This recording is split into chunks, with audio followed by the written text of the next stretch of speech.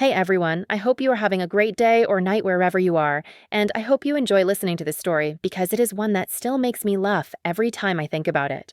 My name is Hannah, I am 25 years old, and if you have ever been a so-called responsible kid in a messy family, then you are probably going to understand me right away. Growing up, it was just me and my dad, Michael. My parents divorced when I was 7 because my mom, Lisa, decided she deserved more excitement. My dad was not flashy, he was not the kind of man who lived for drama, but he was steady in a way that made me feel safe. He worked long hours as an electrician, and even when money was tight, he found a way to make sure I had everything I needed. Sometimes it was a surprise ice cream run when I had a bad day, other times it was finding a secondhand guitar at a thrift store because he knew I loved music. He never complained about the sacrifices, he just quietly kept us afloat. When he passed away suddenly when I was 18, right before I started college, it absolutely gutted me. That loss shaped everything about me because he was the one person I knew I could count on without question. My mom remarried about a year later. She met this man named Brad, who is 41 now, and he came packaged with loud opinions, a permanent beer gut, and 2 kids from his first marriage. Ethan is 9 now and Chloe is 6.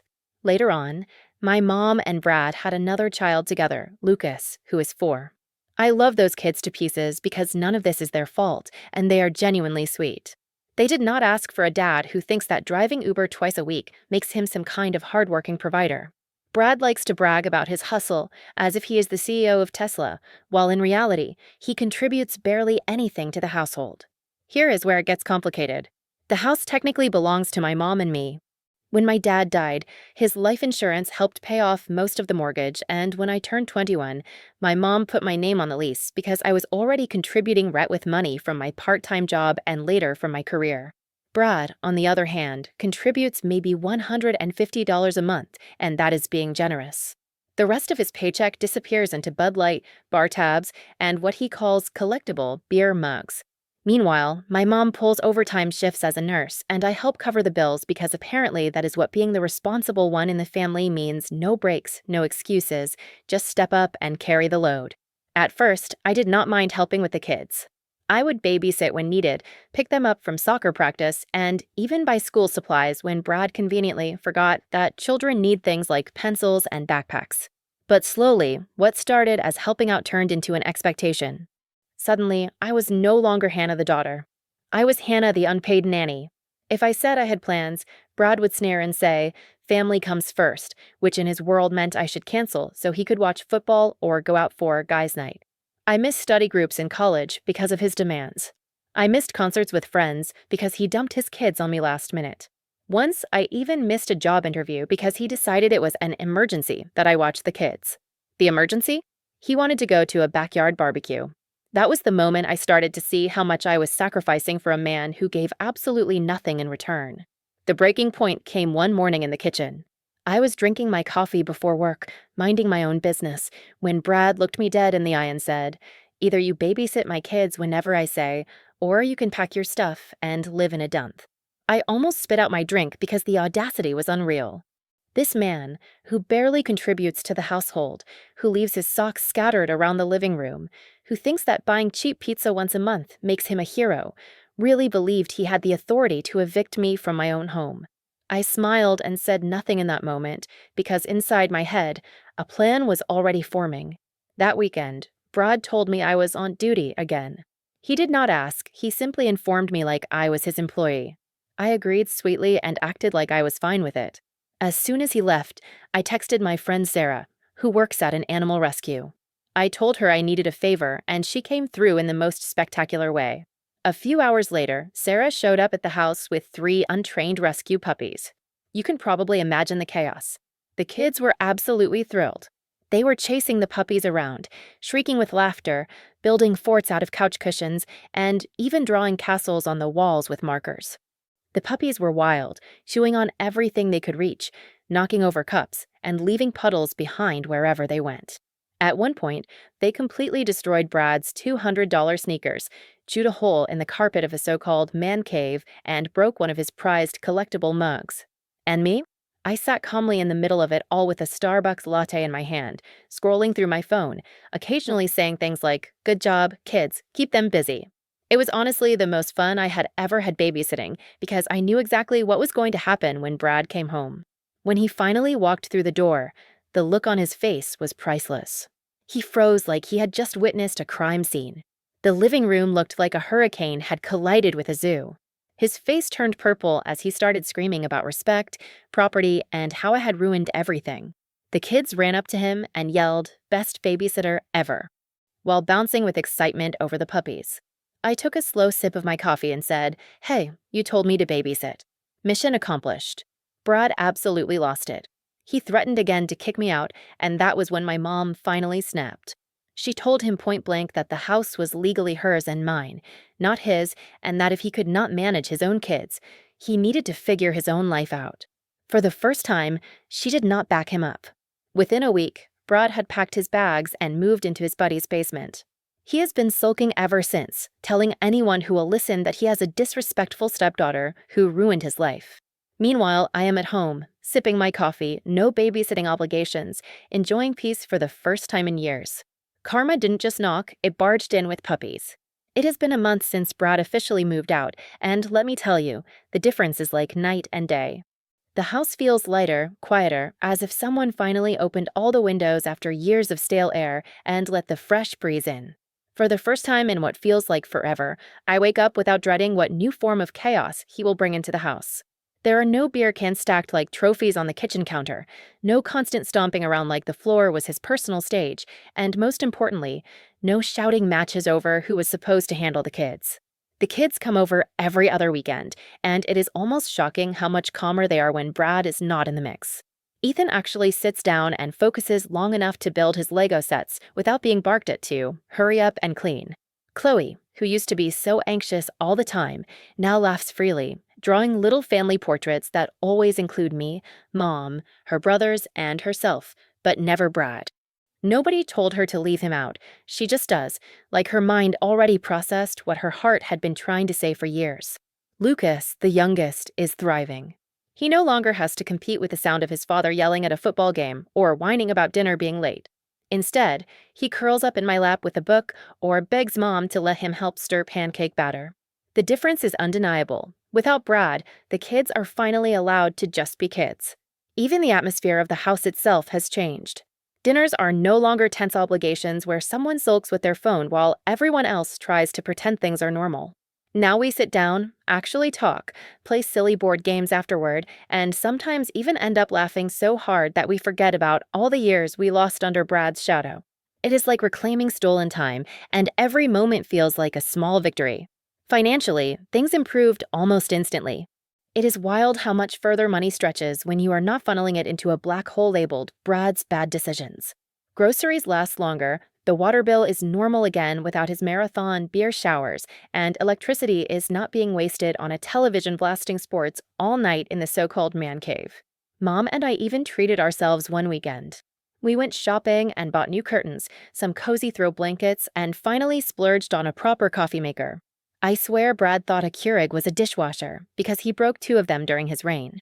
For the first time in years, it feels like the money we earn is being used to make our lives better instead of subsidizing someone else's laziness. Of course, Brad has not gone quietly. That man is like a bad sitcom character who does not know when to exit the stage. He started with voicemails for Mom, claiming that he misses the kids and misses family dinners. The irony is almost unbearable because this was the same man who spent most family dinners glued to his phone or bolting out the door to meet his buddies at the bar. When Mom ignored the voicemails, he tried guilt-tripping her, tossing out lines like, "Do you really want to raise 3 kids on your own?"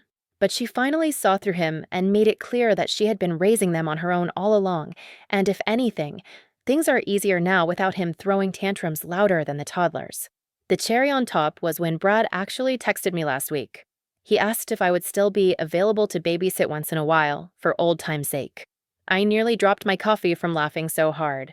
The same man who once threatened that I would be living in a dump if I refused to babysit on command is now trying to hire me back like I am some kind of personal nanny service.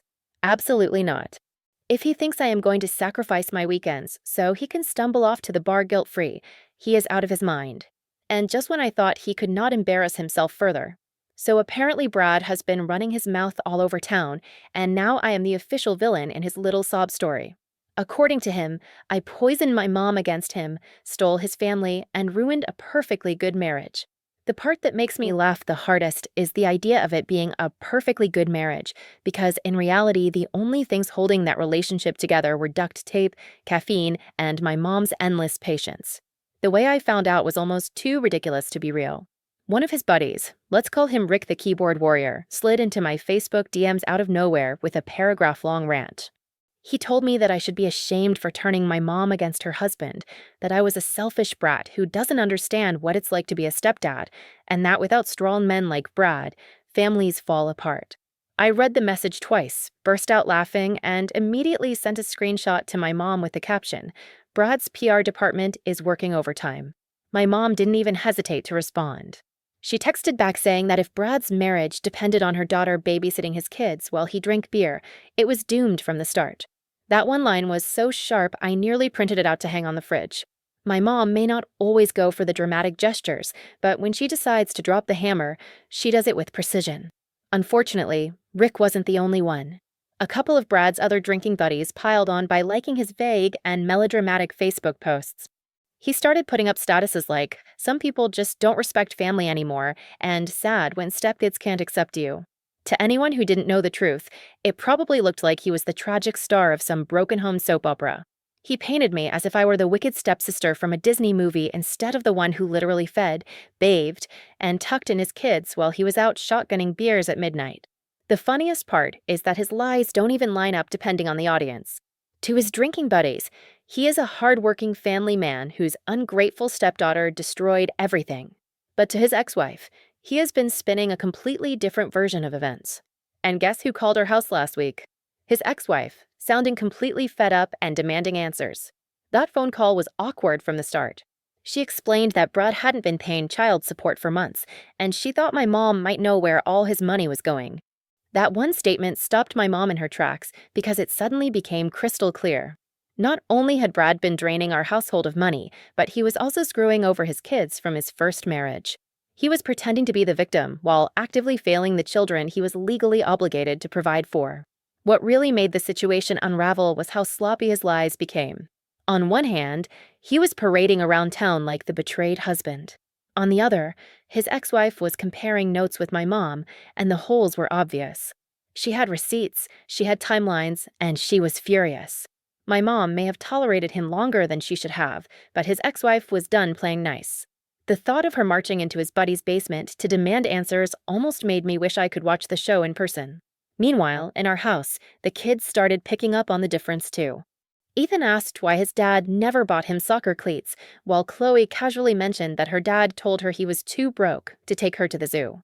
My mom exchanged a look with me that said everything. Brad wasn't just careless, he was selfish to the core. He wasn't broke, he was irresponsible. He had money for beer mugs and bar tabs, but not for his own kids' shoes or outings. And that was the moment I realized his little pity campaign wasn't just annoying, it was self-destructive. The more he tried to play the victim, the more people started comparing notes. His friends might buy the evil stepdaughter act for now, but his ex-wife definitely wasn't fooled, and angry ex-wives are 10 times scarier than me sipping coffee while 3 puppies chew through his sneakers.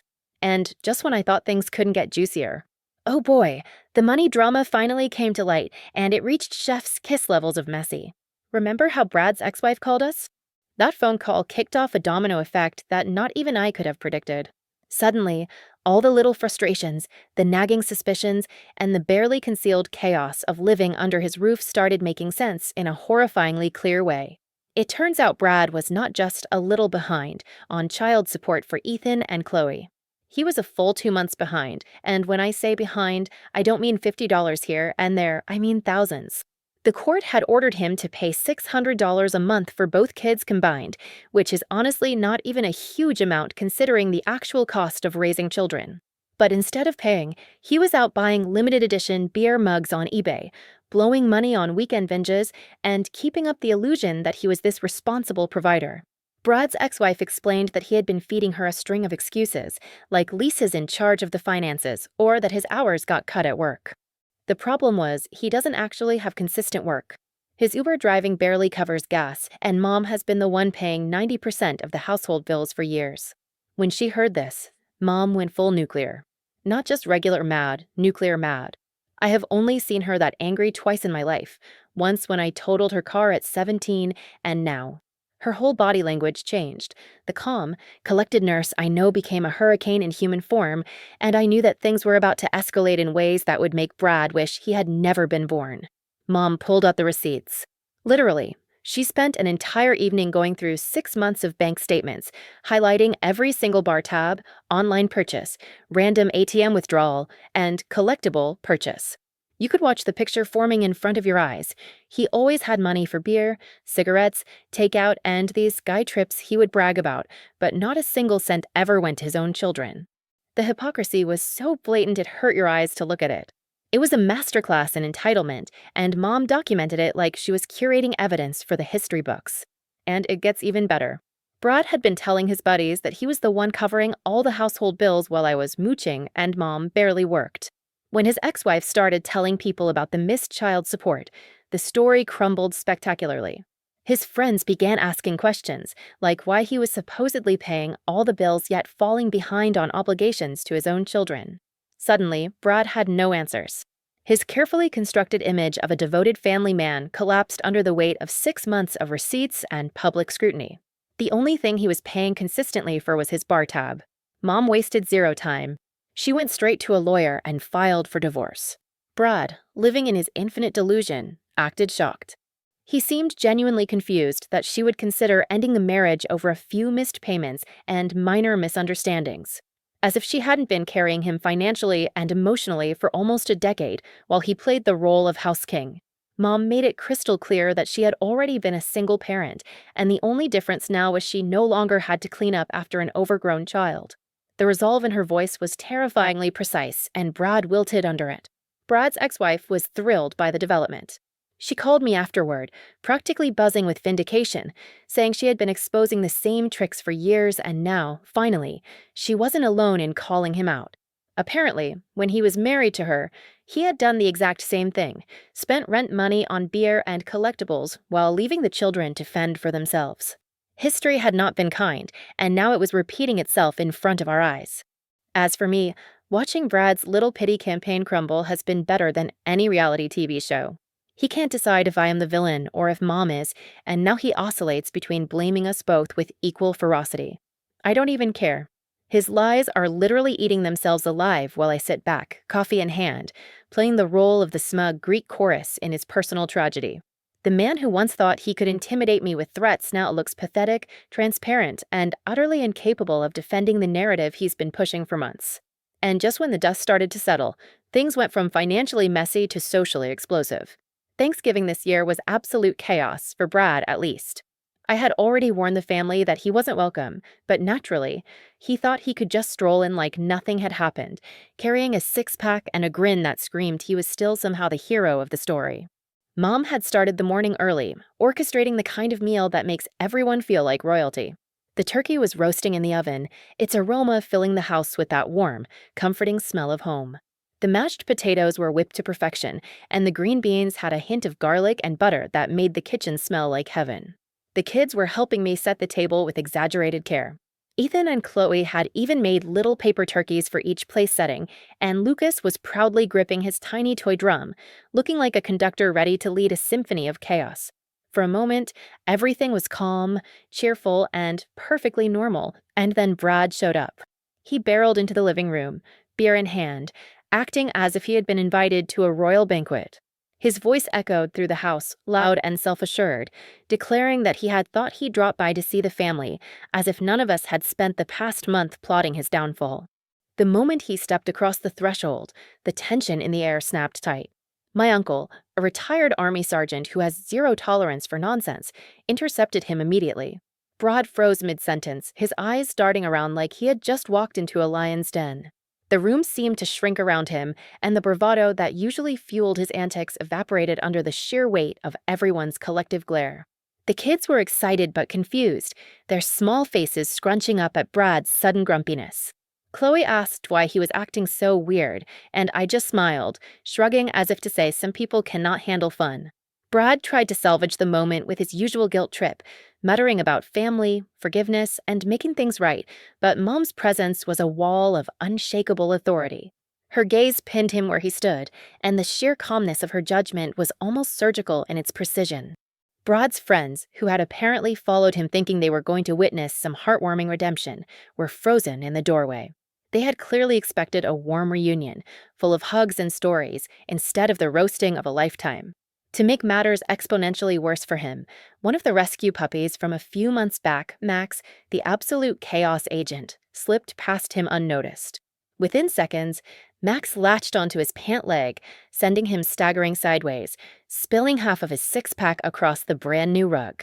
Ethan and Chloe erupted into hysterical laughter, and Brod turned purple, flailing in a way that made him look both ridiculous and desperate. The table was a minefield of humor and chaos. My cousin Joey, the family's resident smartass, took the opportunity to poke fun mercilessly. He reminded the room that I was supposed to be the evil stepdaughter who ruined Thanksgiving. The entire table, including Mom, burst into laughter. Brod sputtered, attempting to recover some dignity, but it was impossible. Max had jumped onto the table, sending the gravy boat crashing and the cranberry sauce sliding across the polished surface like a crimson river. By the time the turkey was carved, the floor was sticky, the table was a disaster, and Brod was reduced to a sulking figure in the corner, muttering incoherently about how one day everyone will see he was the victim. The kids, naturally, did not care about Brad's theatrics. They were too busy helping me clean up the mess, laughing and declaring that I was the coolest grown-up ever.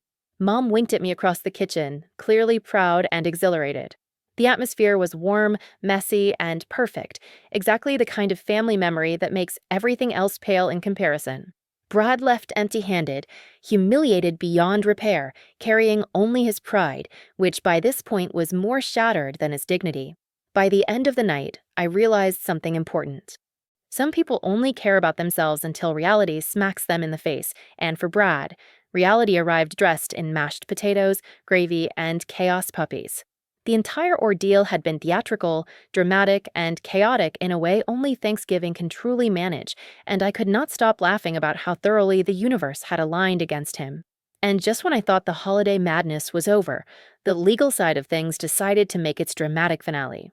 The divorce is officially finalized, and the house is ours legally and emotionally. Mom kept the place, the kids are thriving, and Brad, well, he walked away with nothing but his beer mugs, most of which were cracked thanks to Max the Chaos puppy. It's almost poetic. Watching him sulk in his buddy's basement while the rest of us go about our lives has been strangely satisfying. The kids, Ethan, Chloe, and little Lucas, are happier than ever.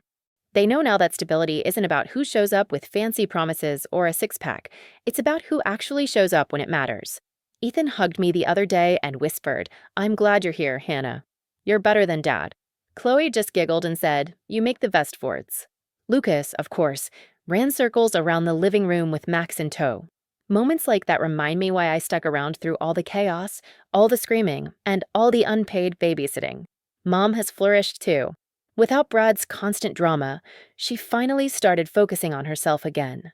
She even took a short trip with friends for the first time in years and came back glowing. Our finances are finally stable, we can plan vacations without counting every penny, and we have time to breathe. We realized that happiness doesn't come from someone's title or promises. It comes from respect, responsibility, and genuine love. As for me, I'm finally free to focus on my career, my friends, and myself without constant guilt trips or last-minute babysitting orders. I've learned that sometimes being kind and responsible doesn't mean letting people take advantage of you. It means setting boundaries and standing your ground. And when karma does its thing, sometimes it brings puppies, spilled beer, and a full dose of poetic justice right to your doorstep. Brad's gone, but the lessons remain. Respect is earned, not demanded. Family is about support, not control. And if someone treats you like an unpaid servant, the universe has a funny way of reminding them who really holds the power. So to anyone reading this, stand up for yourself, protect your peace, and don't let anyone make you feel small in the place you call home. Life has a way of serving justice, sometimes with coffee in hand, sometimes with puppies. Goodbye, Reddit. Take care of yourselves, and may your chaos always be manageable and your karma always be sweet.